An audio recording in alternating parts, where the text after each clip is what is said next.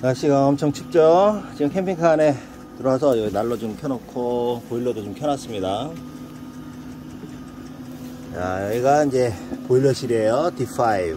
D2는 저기 있습니다. D2는 여기서 바람 나오죠. 화장실에서도 나오고요. 이거는 D5 보일러입니다. 참고로 캠핑카 사실 때 차가 작더라도 D5 보일러를 꼭 하셔야 됩니다. 그리고 차가 좀 크면 D2까지, 그러니까 두 개를, 차가 크면 그러니까 보일러 D5 하나 추가로 D2 하나 해가지고 보일러 두 개 있는 차를 하셔야 되고요. 차가 작아도 D2를 하시면 안 돼요. D5를 하셔야 됩니다. 절대 D2 한 차들이 굉장히 많아요. 작은 차들 보면. 근데 D2를 하시면 추워서 큰일 납니다. 겨울에 얼어 죽어요. D5를 하셔야 됩니다. D5를 왜 해야 되냐면 D5는 바다 난방이 되고요. 또 온수도 되고요. 그렇죠?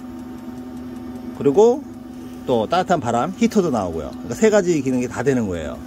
그래가지고 이제 말씀드리면, 이제 간단하게 보일러실을 말씀드리면, 요게 이제 부동액 통입니다. 부동액 통. 여기서 이제 요게 열을, 여기서 뜨거운 부동액이 이 호스를, 이 배관 있죠? 배관을 타고서 바닥 난방도 되고요. 그리고 또 여기 히터 나오는 라제타도 또 딥혀주고, 그 다음에 요거 열교환기, 요게 열교환기예요. 열교환기에 또 저거를 뜨겁게 해서 물을, 여기가 이제 물이 들어가 있어요. 냉수를 온수로 바꿔주는 거예요. 가지고 저기 보이죠? 호스가 냉수가 들어가서 온수로 나오는 겁니다. 저 파란색이 냉수 호스고요. 그리고 흰색이 온수로 나가는 호스예요. 그래서 열교환기를 통해서 이제 뜨거운 물이 공급이 되고, 그리고 또 여기가 저기 에어 히터에도 또 라디에이터에 열을 줘서 또 따뜻한 바람도 나오고, 그렇죠? 그리고 또 여기 모터 있죠? 조그만 모터. 이 작은 모터가 이 부동액을 돌려주는 모터입니다. 부동액을 바닥 난방 호스로 쭉 배관을 통해서 쭉 보내주면 따뜻한 그 부동액이 이 바닥 전체를 따뜻하게 해줍니다. 따뜻하게 해주니까 집에 있는 그 보일러랑 똑같다 보시면 돼요. 바닥 난방. 그래가지고서 저기 침상에 있는 저기 온수 매트까지, 거기까지 따뜻하게 해줍니다. 그러니까 겨울에 이 D5는 필수입니다. 필수. 이거 없으면 진짜 큰일 납니다. 어떤 작은 차들 보면, 어떤 차들 보면 D2만 돼 있어요. D2만 돼 있고 뭐 온수기를 따로 이렇게 돼 있고 뭐 이러는데, 절대 그러면 안 됩니다. 진짜 겨울에 영하 막 10도 15도 이러면 큰일 납니다. 완전 얼어 죽어요. D2만 무시동 히터만 튼다고 해서 따뜻한 게 아닙니다. 바닥이 따뜻해야지 따뜻해요. 바닥에서 그 냉기가 올라오고, 그 다음에 문, 벽, 이런 벙커 이런 데서 냉기들이 엄청, 창문 엄청 들어옵니다. 냉기가 특히 이 바닥에서. 근데 바닥이 차가우면 이 냉기가 그냥 차 안에 계속 들어오는 거예요. 그러면 아무리 그냥 공기를 대피해서도 바닥이 차가우면 추워요. 춥고, 그리고 걸어 다니면 발바닥도 시렵고. 그러니까 절대 이 캠핑카 사실 때 D5는 기본. 그러니까 D5는 세 가지 기능이 다 되는 거예요. 온수, 그 다음에 바닥 난방, 그 다음에 히터, 바람, 세 가지 되는 거고, D2는 히터만 되는 거예요. 바람만. 그러니까 D2만 하시면 절대 안 됩니다. 다시 말씀드리지만 D5 큰 차들은 D5, D2 두 대가, 하나만 D5만 하면 부족해요. D2가 플러스가 돼야 됩니다. 이 차도 지금 D5, D2 앞에 D5가 있고요. 저 뒤에 D2가 있습니다. D2는 저기 화장실 쪽에 바람을, 따뜻한 바람을 넣어주고요. 그리고 뒷침상 밑에도 따뜻한 바람이 나옵니다. 그리고 이 D5는 여기 앞쪽 여기 식탁 쪽에 이제 따뜻한 바람이 나오고요. 그리고 바닥 난방도 되고요. 그리고 온수도 그냥 아주 따뜻한 물을 쓸 수가 있어요. 겨울에도.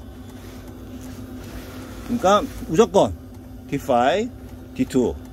D5는 꼭 기억해, 캠핑카 사실 때 꼭 그런 차를 사셔야 됩니다. 만약에 그런 차, D5가 안 돼 있다 하면 D5를 해달라고 해야 됩니다. 그리고 이제 옵션에 보면 D5는 있는데 큰 차 보면 D5 보일러 하나만 있다 그러면 D2를 하나 더 해달라고 하셔야 돼요. 큰 차들은. 작은 차 이제 5m 급들은 5m, 4m, 5m 이런 급들은 D5 하나만 있으면 됩니다. 근데 6m가 넘어가면 무조건 D5 그리고 D2 두 개가 있어야 됩니다. 그리고 지금 제가 여기 비중계 이게 빙점을 측정하는 건데요. 이 보일러 제가 여기 보일러에 있는 거 부동액이 좀 부족해서 제가 여기다 물을 좀 보충했어요. 물을 갖다가 한 맥주컵으로 한 3컵, 4컵 그 정도 꽤 많이 보충을 했었습니다. 물이 없길래 했는데 제가 혹시 몰라 추워서 이게 빙점이 높아져 가지고 이게 혹시 얼지 않을까 해서 요걸 샀습니다. 요걸 하나 샀어요. 이게 얼마 안 합니다. 2만원 정도 해요. 요거를 이렇게 딱 보면 요걸로 어떻게 하냐면 요거 열고요. 요거 열고 지금 뜨거워서 안 됩니다. 이거 열고 요걸로 딱 저기 부동액을 한번 쭉 빨아가지고 그래가지고 여기다가 이렇게 떨어뜨립니다. 여기다 이렇게 딱 떨어뜨리고 딱 닫은 다음에 여기로 이렇게 해서 구멍으로 이렇게 보면 됩니다. 이렇게 보면 보이나요? 잘 안 보이죠? 네, 이렇게 보면 빙점이 나옵니다. 그래가지고 영하 50도, 40도, 30도, 20도, 10도 이렇게 나와요. 제가 측정해 보니까 영하 30도입니다. 그러니까 빙점이 이 부동액은 영하 30도에 온다는 뜻이에요. 네, 영하 30도에 이게 작년에 제가 부동액 채웠을 때는 영하 40도가 좀 넘은 것 같았어요. 근데 지금 물을 보충하니까 영하 30도까지 떨어졌습니다. 영하 30도면 그렇죠? 괜찮습니다. 얼지는 않을 것 같아요. 이거 봐가지고 부동액을 조금 보충해서 빙점을 좀 올려야 될 수도 있어요. 영하 20도 정도 돼 있다. 물을 더 보충해서 만약 영하 20도 정도 돼 있다면은 혹시 얼 수도 있으니까요. 이거 부동액 얼마 큰일 납니다. 그러니까 한번 그렇게. 근데 난방을 하면 얼 일은 없어요. 근데 이제 차를 장기간 주차해 놓고 그러면 부동액도 빙점이 높으면 얼 수가 있습니다. 그리고 특히 조심해야 될 게 겨울에 조심해야 될 게 많은 분들이 진짜 이것 때문에 고생하고 돈이 엄청 많이 들어가요. 몇십만 원씩 깨지는데요. 바로 이겁니다. 요 열교환기. 요거 뜨거.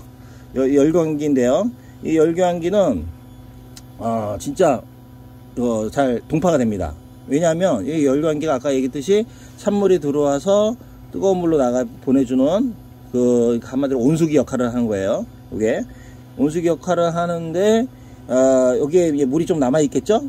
예? 만약에 여행 갔다 와서 물을 뺐어요. 뺐는데 제대로 안 빼면 이 열교환기에 물이 남아 있을 수가 있어요. 여기에 물이 남아 있으면 이제 겨울에 장기 주차하고 그러면 영하 10도 그렇게 내려가면 요즘에 영하 11도 여기 오늘도 영하 11도였어요. 내려가면 이 열교환기가 얼 수가 있어요. 난방을 안 했을 때 이게 얼 수가 있어요. 이게 얼면 터져버려요. 이게 터지면 여기서 물이 질질 셉니다.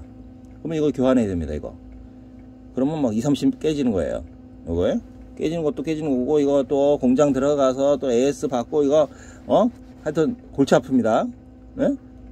돈도 돈이지만 그냥 하루 깨지고 아니면 차를 맡겨놓고 올 수도 있고 하여튼 굉장히 문제가 생기는 거니까요. 꼭 물 뺄 때 이제 딱 여행 갔다 와서 이제 겨울에 장기 주차를 해야 된다. 난방도 안 한다 그러면 물을 빼야 되죠. 빼는데 제대로 빼야 됩니다. 제대로 그냥 물만 빼면 되는 게 아니고 에어건으로 에어건으로 해서 물을 여기 있는 열교환기를 다 빼줘야 됩니다.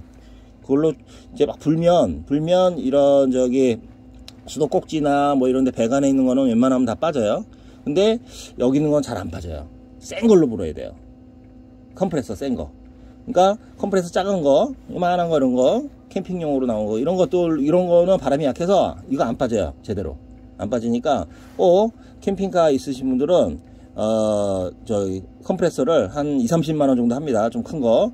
그걸 사셔가지고 그걸로 에어건으로 물을 빼줘야 됩니다. 그러면 세게 불면 이게 여기에 있는 물도 빠집니다. 그러면은 불면 처음엔 그냥 물방울이 촥 나오다가 공기만 싹 나옵니다. 그러면 다 빠진 거예요. 공기만 물방울이 쭉 나온다 그러면 다 안 빠진 겁니다.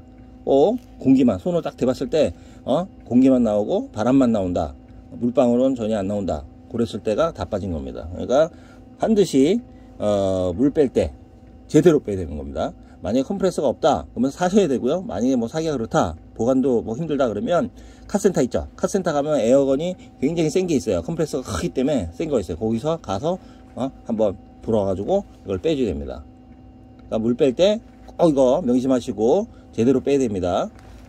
만약에 뭐 저희 난방도 하시고 캠핑도 이렇게 하시고 또 집에 들어와서도 정도 난방 하시고 이제 한다 그러면 그러면 뭐 대충 빼도 상관없지만 대부분 보면 장기 주차를 해놓죠. 주차를 갖다 오랫동안 밖에다가 해놓고 그러면 막 영하 10도 막 밑으로 내려가면 이거 그냥 얼어 터지는 거예요. 10도 15도 막 20도 막 이러면 그냥 터지는 거예요. 그러면 그냥 돈이 날라갑니다. 20~30만원 그냥 깨지고 또 공장도 가야 되고 굉장히 골치 아파요. 이상으로 요 비중계 그리고 요 보일러 D5에 대해서, 캠핑카 보일러에 대해서 말씀드렸습니다. 궁금한 점 있으면 댓글로 남겨주세요. 야, 이거 밖에 보세요. 하얀 눈이. 오늘 아침에 저기 썰매 탔습니다. 썰매도 타고 제가 보드도 탔어요. 보드 타다가 죽는 줄 알았습니다. 너무 빨라가지고. 아무튼 즐거운 겨울 캠핑카 여행 되십시오. 감사합니다.